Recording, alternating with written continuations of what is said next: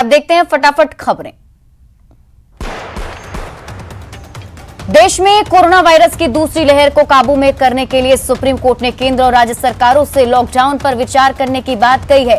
Court के मुताबिक जिन लोगों पर लॉकडाउन का असर पड़ सकता है उनके लिए खास इंतजाम किए जाएं। सुप्रीम कोर्ट ने ऑक्सीजन मामले पर खुद संज्ञान लेते हुए केंद्र को निर्देश दिया है कि वो दिल्ली के लिए हो रही ऑक्सीजन की कमी को 2 दिन के अंदर पूरा करें। कोर्ट ने कहा कि दिल्ली को ऑक्सीजन सप्लाई में जो कमी पड़ रही है उसे 3 मई की रात या उससे पहले ही पूरा कर लिया जाना चाहिए। भारतीय वायुसेना के C-17 एयरक्राफ्ट ने 4 क्रायोजेनिक ऑक्सीजन टैंकर जर्मनी से एयरलिफ्ट कर हिंडन एयरबेस पर पहुंचाया। इसके अलावा 450 ऑक्सीजन सिलेंडर भी ब्रिटेन से एयरलिफ्ट कर चेन्नई एयरबेस पर पहुंचाया गया है। भारतीय वायुसेना ने इस बात की जानकारी दी। प्रदेश में बढ़ते कोरोना केस को लेकर सीएम गहलोत ने समीक्षा बैठक की। बैठक में सीएम महामारी रेड अलर्ट कर्फ्यू को सख्ती से लागू करने के निर्देश दिए। सीएम गहलोत ने बैठक में ऑक्सीजन कॉन्सेंट्रेटर की जल्द से जल्द खरीद करने के निर्देश दिए हैं और विदेशों से इनका आयात करने के लिए गठित अधिकारियों की कमेटी प्रक्रिया को तेज करने के लिए कहा है। बैठक में सीएम ने मेडिकल ऑक्सीजन का आवंटन बढ़ाए जाने के लिए केंद्र सरकार से लगातार समन्वय बनाए रखने के निर्देश दिए हैं। इसके साथ ही उन्होंने केंद्र सरकार के माध्यम से आयात किए जा रहे ऑक्सीजन परिवहन के टैंकरों में राजस्थान को जरूरत के मुताबिक टैंकर उपलब्ध कराने के लिए पुरजोर पैरवी करने के निर्देश दिए। प्रदेश में आज से नई गाइडलाइंस लागू हो जाएंगी। 17 मई तक प्रदेश में महामारी का रेड अलर्ट जारी रहेगा। राज्य की नई गाइडलाइन के मुताबिक कर्फ्यू के दौरान इमरजेंसी और जरूरी सेवा के अलावा सरकारी दफ्तर, बाजार और व्यावसायिक प्रतिष्ठान बंद रहेंगे। सार्वजनिक परिवहन की बसों में 50% यात्रियों के साथ अनुमति होगी। वहीं निजी वाहनों से एक जिले से दूसरे जिले में जाने पर रोक बरकरार रखी गई है। अगर कोई व्यक्ति घूमता पाया गया तो सरकार उसके खिलाफ एक्शन लेगी। बिना वजह बाहर घूमने वाले लोगों को क्वारंटीन किया जाएगा। प्रदेश में बढ़ते कोरोना केस पर चिकित्सा मंत्री ने चिंता जाहिर की है। रघु शर्मा ने कहा कि ऑक्सीजन और दवाओं के लिए लगातार मुख्यमंत्री जी और पूरी सरकार जुटी हुई है, मगर बिना जनता के सहयोग से कोरोना की चेन हम नहीं तोड़ सकते। प्रधानमंत्री नरेंद्र मोदी ने वीडियो कॉन्फ्रेंसिंग के जरिए विशेषज्ञों के साथ ऑक्सीजन और दवाइयों की उपलब्धता की समीक्षा की। कोरोना मरीजों के इलाज में MBBS छात्रों को तैनात किया जा सकता है। इस बीच फ्रांस ने ऑक्सीजन जनरेटर सहित 28 टन मेडिकल सामग्री भेजी है। फ्रांस का कहना है कि वो संकट की घड़ी में भारत के साथ है। अमेरिका से भी मेडिकल सामग्री का पहुंचना लगातार जारी है। बढ़ते कोरोना केस के बाद ओडिशा में 2 सप्ताह का लॉकडाउन लगा दिया गया है। राज्य सरकार ने 5 मई से लेकर 19 मई तक लॉकडाउन की घोषणा की है। देश में कोरोना की दूसरी लहर के बीच लगातार दूसरे दिन ठीक होने वाले मरीजों का आंकड़ा 3 लाख को पार कर गया। रविवार को 24 घंटे में 3,08,000 लोग ठीक होकर घर लौटे। देश में पिछले 24 घंटे में कोरोना के 3,50,000 नए केस सामने आए, जबकि 3,071 लोगों की जान गई। महाराष्ट्र में पिछले 24 घंटे में कोरोना के 56,647 केस सामने आए, जबकि 669 लोगों ने अपनी जान गंवा दी। दिल्ली में पिछले 24 घंटे में कोरोना के 20,394 नए केस सामने आए। वहीं वायरस से 407 मरीजों की जान चली गई। मरुधरा में कोरोना की दूसरी लहर का कहर जारी है। एक दिन में 159 मरीजों की मौत हुई, जबकि प्रदेश में 18,298 नए केस सामने आए हैं। कोरोना की दूसरी लहर में झुंझुनू जिले के कानून व्यवस्था की समीक्षा के लिए जयपुर रेंज के प्रभारी ADG vigilance Biju George Joseph 1 दिवसीय दौरे पर झुंझुनू आए। प्रभारी एडीजी विजिलेंस ने सर्किट हाउस में एसपी वीरेंद्र मीणा और पुलिस अधिकारियों के साथ बैठक की। जिले में कोरोना को लेकर किए गए कार्यों की समीक्षा की गई। एडीजी जोसेफ ने पहले शहर का दौरा किया। शहर में तैनात पुलिसकर्मियों से चर्चा की। इसके बाद पिलानी कस्बे का दौरा किया। वहां पर लगाई गई पाबंदियों की पालना देखी। बीकानेर में पुलिस प्रशासन ने पैदल मार्च निकाला। ये मार्च मेजर पूर्ण सिंह सर्किल से शुरू किया गया और पूरे शहर का भ्रमण किया गया। इस दौरान जिला collector Namit Mehta, IG Prafulla Kumar, SP Preeti Chandra सहित कई अधिकारी मौजूद रहे। आपको बता दें कि राज्य में 17 मई तक महामारी रेड अलर्ट जन अनुशासन पखवाड़ा का ऐलान किया गया है, जिसका पालन करवाने के लिए पुलिस ने फ्लैग मार्च निकाला। कोटा में कोरोना महामारी ने कोहराम मचा दिया है। संक्रमित मरीजों की संख्या में बढ़ोतरी के साथ साथ कोरोना से मौत के आंकड़े भी बढ़ रहे हैं, जिससे लोग दहशत में हैं। बीते 24 घंटे में कोटा के अलग अलग अस्पतालों में 1.5 दर्जन से अधिक मरीजों की मौत हो गई। वहीं कोटा में संक्रमित मरीजों की कुल संख्या 294 हो गई है। हालांकि राहत की खबर है कि करीब 1000 लोग कोरोना को मात देकर अपने घर लौटे हैं। कोरोना लगातार कहर ढा रहा है, लोगों को अपनी चपेट में ले रहा है। सीकर में 6626 एक्टिव केस हैं, जिसमें 4383 एक्टिव केस ग्रामीण इलाकों में हैं। बढ़ते कोरोना के बाद भी लोग सरकार की ओर से जारी गाइडलाइंस का पालन नहीं कर रहे। सीकर जिले के गांव में बड़ी लापरवाही देखी जा रही है, जहां जगह जगह लोग ताश पत्ती खेलते देखे जा सकते हैं। वहीं शादी समारोह में भी गाइडलाइंस की धज्जियां उड़ रही है। भरतपुर का राज बहादुर मेमोरियल अस्पताल प्रशासन की लापरवाही की वजह से हमेशा सुर्खियों में रहता है। कोरोना काल में ये हालात बदले नहीं हैं। कोरोना वार्ड में गंदगी का अंबार लगा हुआ है और नालियों का पानी भी वार्ड तक पहुंच रहा है। सवाई माधोपुर जिले में कोरोना के कारण रोडवेज व्यवस्था भी बुरी तरह से प्रभावित हुई है। कोरोना संक्रमण के कारण यात्री भार कम होने के चलते राजस्व घाटा झेल रहे सवाई माधोपुर डिपो से अब भी आधी बसें ही संचालित हो रही हैं। कोरोना काल में ऑक्सीजन की बढ़ती मांग को देखते हुए जिला अस्पताल में एक अतिरिक्त ऑक्सीजन प्लांट लगवाया जा रहा है। राष्ट्रीय स्वास्थ्य मिशन की ओर से लगाए जा रहे इस प्लांट का काम युद्ध स्तर पर जारी है। जिला प्रशासन का दावा है कि 1 महीने के अंदर ऑक्सीजन प्लांट पूरी तरह से तैयार हो जाएगा। प्रदेश में आज से रेड अलर्ट जन अनुशासन पखवाड़े की शुरुआत हुई है, जिसमें कोरोना की चेन को तोड़ने के लिए और ज्यादा सख्ती की जा रही है। अजमेर में सब्जी मंडियों में उमड़ रही भीड़ को देखते हुए प्रशासन ने मंडी बंद करवा दी। अब ठेलों के जरिए ही गली मोहल्ले में सब्जियां बेची जा सकेंगी। दौसा जिला अस्पताल में संचालित आरटी-पीसीआर लैब में अब एक और मशीन आ चुकी है, जिससे प्रतिदिन सैंपल टेस्ट की क्षमता बढ़ चुकी है। पहले लैब में सिर्फ 2 मशीन थी, जिससे करीब रोज 1000 टेस्ट होते थे। वहीं अब एक और मशीन आने से रोज करीब 1500 जांच हो सकेंगी।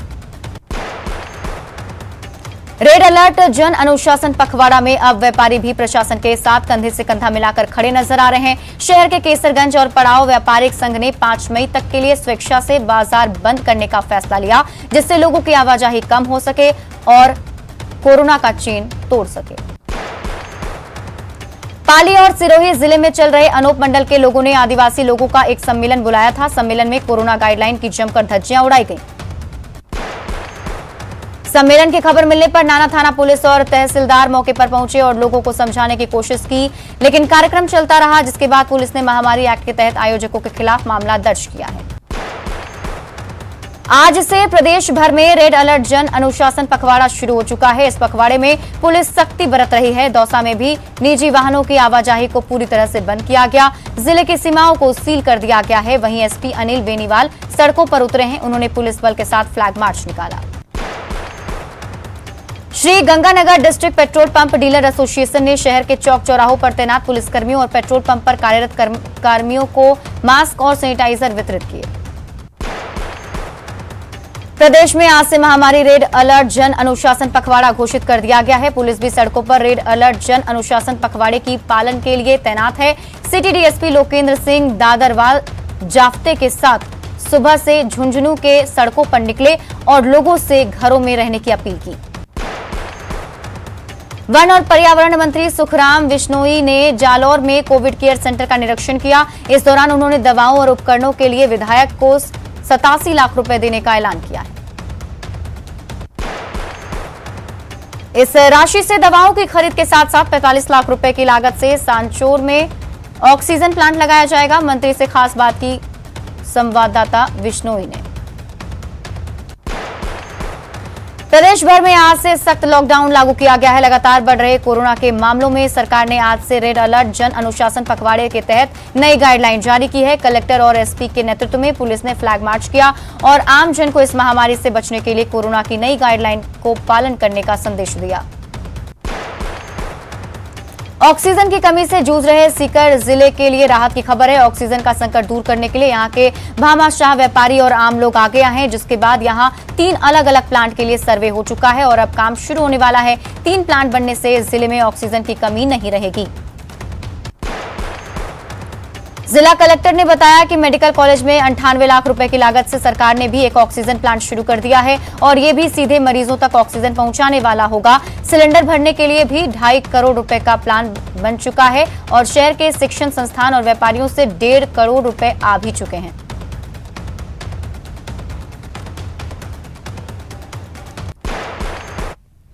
और नेटवर्क 18 ये सुनिश्चित करना चाहता है कि हर भारतीय को कोविड-19 टीकाकरण मिले। टीकाकरण जागरूकता बढ़ाने के लिए नेटवर्क 18 और फेडरल बैंक की पहल संजीवनी ए शॉट ऑफ लाइफ को सपोर्ट करें। हेल्थ एक्सपर्ट अपोलो से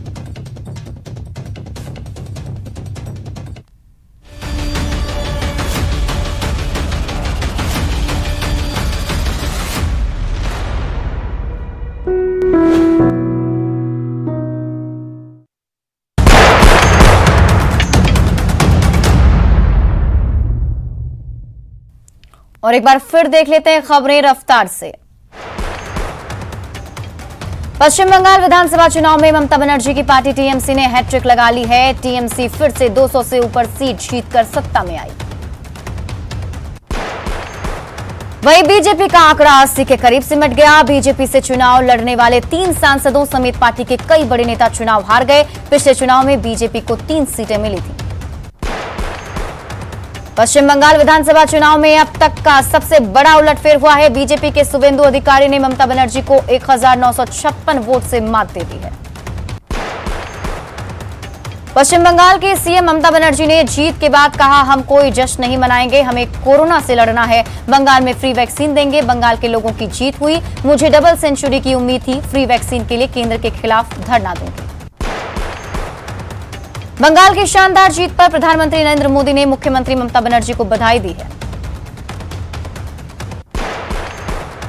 बंगाल जीत के बाद गृह मंत्री अमित शाह ने ममता बनर्जी को बधाई दी। शाह ने ट्वीट कर लिखा कि मुझे यकीन है कि राज्य सरकार केंद्र के साथ कंधे से कंधा मिलाकर काम करेगी।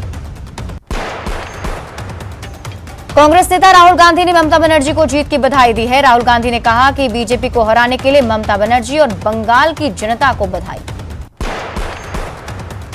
बीजेपी की बंगाल में हार पर कैलाश विजयवर्गीय ने कहा कि बंगाल में हिंसा की राजनीति हुई। आज नतीजों के बाद भी हिंसा हुई। वहीं कोरोना वायरस के कारण कई सभाएं नहीं हो सकी। बंगाल में दीदी की जीत हैट्रिक पर सीएम गहलोत ने ट्वीट कर बधाई दी। सीएम ने लिखा, ये लड़ाई बहुत कठिन थी, लेकिन बंगाल के लोगों ने बीजेपी को कड़ा सबक सिखाया। तमिलनाडु में यूपीए ने जीत हासिल की। एमके स्टालिन की अगुवाई में यूपीए ने जीत हासिल की है। केरल में हुए विधानसभा चुनाव में वाम लोकतांत्रिक मोर्चा की फिर से जीत हुई है। केरल में ऐसा 40 साल बाद हो रहा है कि कोई पार्टी लगातार दूसरी बार विधानसभा चुनाव जीती है। असम विधानसभा चुनाव में बीजेपी ने फिर से बाजी मारी। असम में पहली बार होगा जब एक ही चेहरा दूसरी बार मुख्यमंत्री पद पर काबिज होगा। राजस्थान में 3 विधानसभा उपचुनाव के नतीजे आ गए हैं। सहाड़ा से कांग्रेस की गायत्री त्रिवेदी और सुजानगढ़ में कांग्रेस के मनोज मेघवाल ने जीत दर्ज की है। चूरू के सुजानगढ़ विधानसभा क्षेत्र में हुए उपचुनाव में त्रिकोणीय मुकाबले के बीच कांग्रेस के मनोज मेघवाल ने जीत दर्ज की। सुजानगढ़ सीट पर दिवंगत मंत्री मास्टर भंवरलाल मेघवाल के बेटे मनोज मेघवाल ने भाजपा उम्मीदवार खेमरा राम मेघवाल को 35,611 मतों से हराया है। उधर राजसमंद से बीजेपी के दीप्ति माहेश्वरी ने जीत दर्ज की है। तीनों सीटों पर दिवंगत विधायकों के परिजनों को पार्टी ने टिकट दिया था। तीनों जीत गए हैं, यानी सहानुभूति की लहर ने सबकी नैया पार लगा दी।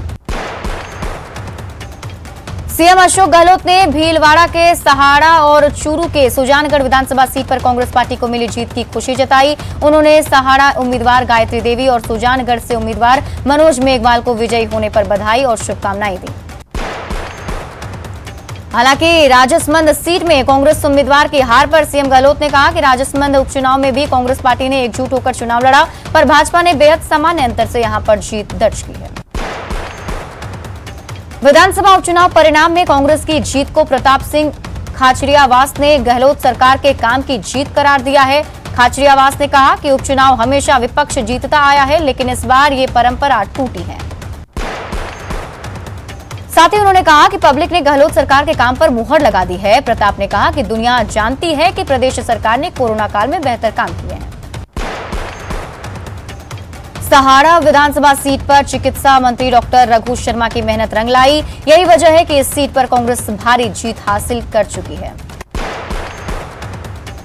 उपचुनाव नतीजों को लेकर कांग्रेस प्रदेश प्रभारी अजय माकन ने ट्वीट कर पार्टी के शानदार प्रदर्शन पर बधाई दी। माकन ने लिखा, राजस्थान उपचुनाव में कांग्रेस का शानदार प्रदर्शन, ये जीत कांग्रेस सरकार के कार्य पर जनता की मुहर है।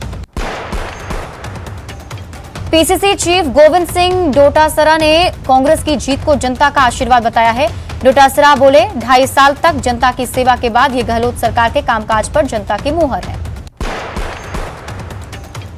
उपचुनाव में सहाड़ा और सुजानगढ़ की करारी हार पर पुनिया ने बयान दिया। पुनिया ने कहा कि सहाड़ा और सुजानगढ़ की हार पर पार्टी आत्मचिंतन करेगी, पूरे मनोबल और आत्मविश्वास के साथ आगे बढ़ेंगे। वहीं नेता प्रतिपक्ष गुलाब चंद कटारिया ने 2 सीटों पर कांग्रेस की जीत के बाद किए दावे पर तंज कसा है। कटारिया बोले, ये जीत दिवंगत नेताओं के इलाके की जनता की श्रद्धांजलि है।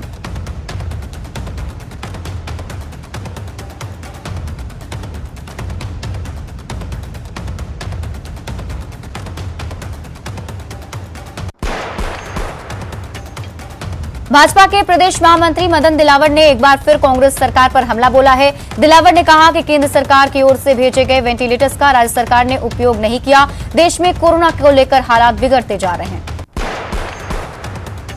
प्रदेश में ऑक्सीजन की मांग को लेकर सांसद सीपी जोशी और रामचरण बोहरा ने दिल्ली में स्पीकर बिरला से मुलाकात की। आज स्वास्थ्य मंत्री से भी मुलाकात करेंगे।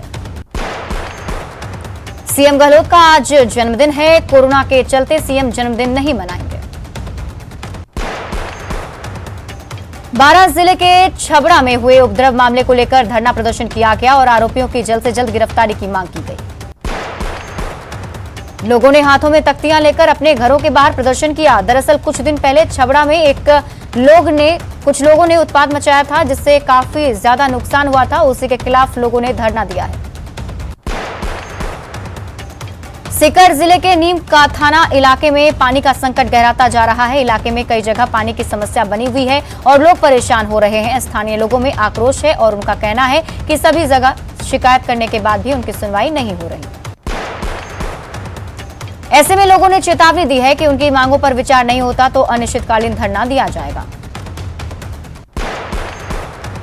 कोरोना की वजह से सभी सामाजिक संगठन लोगों की सेवा में लगे हुए हैं, तो जालोर के सांचौर का एक निजी अस्पताल लोगों से खुलेआम लूटपाट कर रहा है।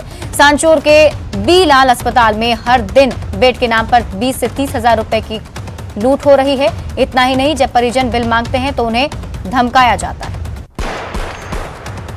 बीकानेर के सीमावर्ती क्षेत्र खाजूवाला में एक महिला की मौत हो गई। ईंट भट्टा पर काम करने वाली महिला का इलाज प्राइवेट डॉक्टर से चल रहा था, लेकिन अचानक से तबीयत बिगड़ने के बाद उसे खाजूवाला सीएचसी में भर्ती कराया गया, जहां महिला को मृत घोषित कर दिया गया।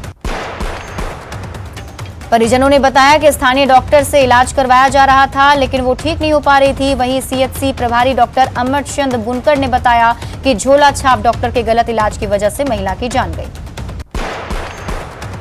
कोटा में एक युवक ने फांसी लगाकर जान दे दी। युवक मानसिक तनाव में था। श्री गंगानगर में बिजली गिरने से एक मजदूर की मौत हो गई, साथ ही घर में बंधी गाय बकरी की भी मौत हो गई। अजमेर के किशनगढ़ थाना पुलिस ने 2 तस्करों को स्मैक के साथ गिरफ्तार किया है। तस्करों के कब्जे से 26 ग्राम स्मैक पाउडर जब्त किया गया। पाली में युवक की हत्या मामले में पुलिस ने आरोपी को गिरफ्तार किया है। कोटा में निगम के कचरा टिपर में विवादित कॉलर ट्यून चलाने का मामला सामने आया। पुलिस ने टिपर चालक और उसके साथी को गिरफ्तार किया। बाड़मेर में आपसी विवाद में एक युवक ने दूसरे युवक की गोली मारकर हत्या कर दी। मामले में पुलिस ने एक आरोपी को गिरफ्तार कर लिया है। झुंझुनू के सबसे बड़े राजकीय अस्पताल बीडीके में बड़ी लापरवाही सामने आ रही है। अस्पताल में कोरोना संक्रमितों के इलाज के लिए बनाए गए कोविड वार्ड में इस्तेमाल होने वाला दस्ताना किट वार्ड के पास कचरे के डिब्बे में मिला। जयपुर के कोटपुतली में कोरोना संक्रमण को रोकने के लिए सोमवार से लोग रेड अलर्ट पखवाड़े के दौरान अब पुलिस सख्ती दिखाएगी। कोटपुतली एएसपी रामकुमार कसवा ने नेतृत्व में पुलिस जवानों ने शाहपुर शहर समेत क्षेत्र के विभिन्न गांवों का दौरा कर फ्लैग मार्च किया। पोखरण में कोरोना पॉजिटिव के आंकड़े लगातार बढ़ रहे हैं। वहीं दूसरी तरफ आज परमाणु नगरी पोखरण में रेड अलर्ट जन अनुशासन पखवाड़ा शुरू होते ही लोग जमकर इसका धज्जियां उड़ाते नजर आए। शहर में कोरोना गाइडलाइन में कुछ दुकानों को छूट देने का लोग जानबूझकर गलत फायदा उठाते नजर आए। दुकानों में लोगों की भीड़ देखी गई। चूरू के सादुलपुर में डीवाईएसपी ब्रजमोहन थानाध्यक्ष गुरभूपेंद्र सिंह के नेतृत्व में पुलिस ने फ्लैग मार्च निकाला। लोगों से कोरोना महामारी से बचने को लेकर घरों में रहने की अपील की। झुंझुनू में ऑक्सीजन की कमी को लेकर मरीजों के परिजनों ने कलेक्टर के बाहर प्रदर्शन किया और जिला कलेक्टर को ज्ञापन देकर उनकी मदद करने की मांग की। दौसा में खैरवाल मोड़ पर ईंटों से भरी ट्रैक्टर ट्रॉली और ट्रक में जोरदार टक्कर हो गई। इससे ट्रक का आगे का हिस्सा पूरी तरह क्षतिग्रस्त हो गया, जिसमें ड्राइवर और खलासी फंस गए। घटना की जानकारी मिलने के बाद पुलिस मौके पर पहुंची और 1 घंटे की कड़ी मशक्कत के बाद दोनों को ट्रक से बाहर निकाला गया। ड्राइवर खलासी को गंभीर हालत में अस्पताल में भर्ती कराया गया है। दौसा के मित्रपुरा मोड़ के एक ट्रक ने आगे चल रहे दूसरे ट्रक को पीछे से टक्कर मार दी। हादसे में ट्रक का ड्राइवर केबिन में फंस गया। खबर पाकर पहुंची पुलिस ने क्रेन की मदद से करीब एक केबिन में फंसे ड्राइवर को बाहर निकाला। ये रेस्क्यू ऑपरेशन करीब 1 घंटे तक चला। उदयपुर के कुराबड़ थाना क्षेत्र के खांडिया फला गांव में एक बार फिर तेंदुए का आतंक देखने को मिला है। मां के साथ घर में सो रही एक मासूम बच्ची को उठाकर पैंथर जंगल की ओर भाग गया। ग्रामीणों के पीछा करने पर करीब 2 किलोमीटर दूर बच्ची का शव मिला। सीकर के नीम का थाना इलाके में ट्रेन की चपेट में आने से एक युवक की मौत हो गई। और फिलहाल इस बुलेटिन में बस इतना ही। मुझे दीजिए इजाजत।